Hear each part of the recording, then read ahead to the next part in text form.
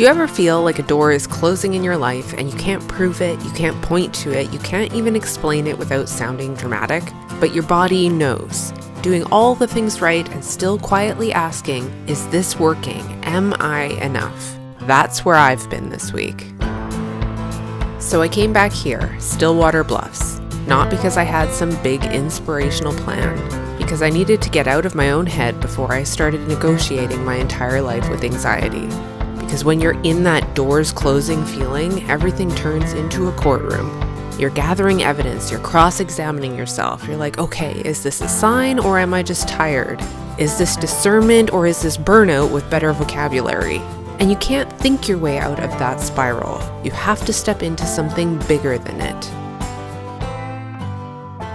And then the ocean shows up and it doesn't answer your questions, it just holds them. Like, yes, you're small, yes, you're uncertain, yes, you're human. And somehow, that's incredibly calming. This is the part that always surprises me. I'll arrive here feeling scrambled, and within minutes, my nervous system starts doing something different. Not because my life got easier, but because I stopped asking it to be solved in one sitting. And I'm setting up my paints thinking, what does it even mean when something feels like it's shifting? Because doors closing isn't always obvious. Sometimes it's not a slammed door so much as a slowly narrowing gate.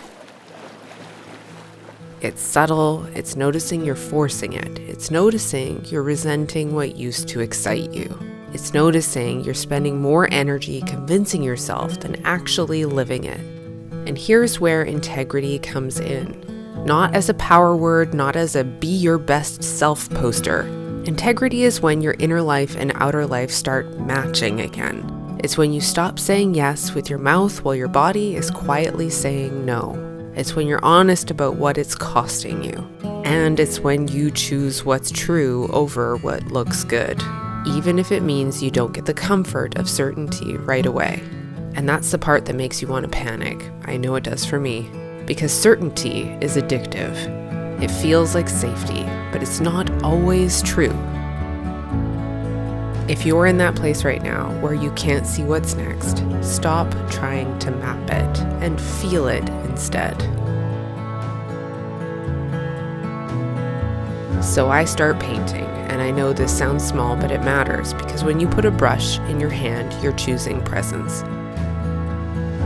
Because doubt lives in the future. It lives in the what ifs. What if I'm behind? What if I'm not good enough? What if this never takes off? What if I disappoint people? What if I disappoint myself? But paint only responds to what's happening right now.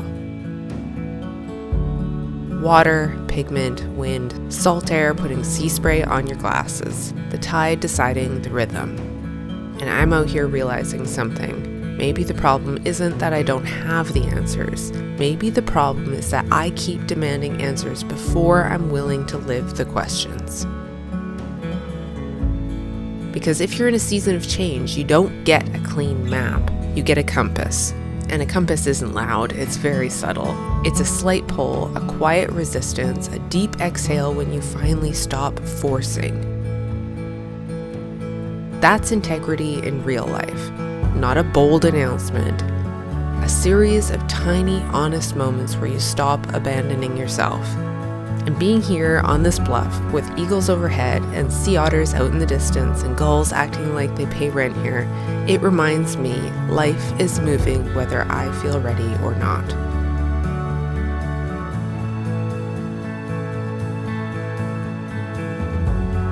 So maybe my job isn't to control the movement. Maybe my job is to align with what's true while it moves.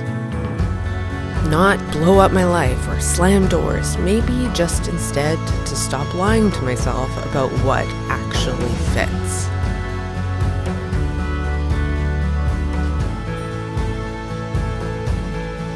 As I keep working, it gets quieter in my mind. Not because I solved anything, but because I'm back in relationship with myself again. And that's what creative work does when it's coming from a clean place. It doesn't just produce something, it returns you to yourself. It reminds you what it feels like to be led by curiosity instead of pressure. To make something because you're alive, not because you're trying to earn your place in the world.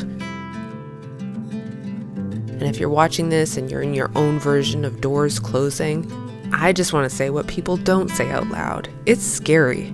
Because the door closing feeling comes with grief, even if nothing bad happened. It comes with that weird loneliness of not knowing who you'll be on the other side. It comes with the fear that you'll make the wrong call and everyone will know. And you start thinking, what if I'm just being dramatic? What if I'm just tired? What if I'm throwing away something good because I'm in a mood? But then there's that other question, the deeper one, the one that doesn't go away. What if I'm right? What if my body is telling the truth before my brain is ready to accept it? So I lay down. Because sometimes the bravest thing you can do in uncertainty is to just stop performing strength. Just let your back meet the earth, let your chest rise and fall, let the anxiety be there without letting it drive. This is me practicing something I'm not naturally very good at. Resting without resolution. Letting "I don't know yet" be a complete sentence. Because clarity doesn't always come from pushing harder. Sometimes it comes from finally being still enough to hear yourself. And when I get back up, I don't feel like a new person. I feel like the same person, just less tangled. I feel like I can breathe again, and the funny thing is, that's usually how the next window shows up. Not with fireworks, but with space. A little relief. A tiny crack of light you didn't notice when you were gripping so hard. That's what alignment with your values does. It doesn't answer every question. It gives you the right feeling to keep going. It gives you traction. And that traction makes the questions I've been sitting with less of what should I do and more like, what am I protecting right now? My peace or my image? Am I building from love or from fear of being forgotten? If nobody clapped, if nobody watched, if nobody validated it, would I still choose this? And the answer to those questions for me is absolutely. I'd still choose this. But what I've noticed is that the way I create has changed to match that. It's not me in a studio trying to package life into 5 tips and a clean little lesson. It's out here. Wind, salt, imperfect light, paint drying too fast, me second-guessing myself in real time. And that shift has been everything, because these short films stopped feeling like content and started feeling like a record. A way of holding on to my life while it's happening. A way I can hand it to my daughters someday and say, look, this is what it looked like when I kept going. This is how I found my way back. And if nobody watched except them, I'm genuinely okay with that. Because when doors feel like they're closing, this is how I push back. So if you're watching this and you're in the same tight-chested season where you can feel change but you can't see what's next, I want you to steal this idea. Get your hands busy in something that makes you forget to spiral. Go make something badly, quietly, without applause. Take it outside if you can. Let the world interrupt your thoughts. And if you need to stop halfway through and lay on a rock and breathe, do it. That's not failure, that's just practice. That's you learning how to stay with your life in the messy middle.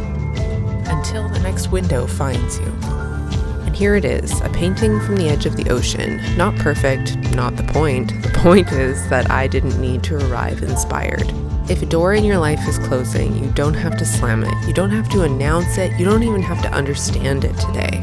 You can just tell the truth quietly and let the truth guide the next small turn. And if you're doubting yourself in the middle of all of it, I hope this meets you like a hand on your shoulder.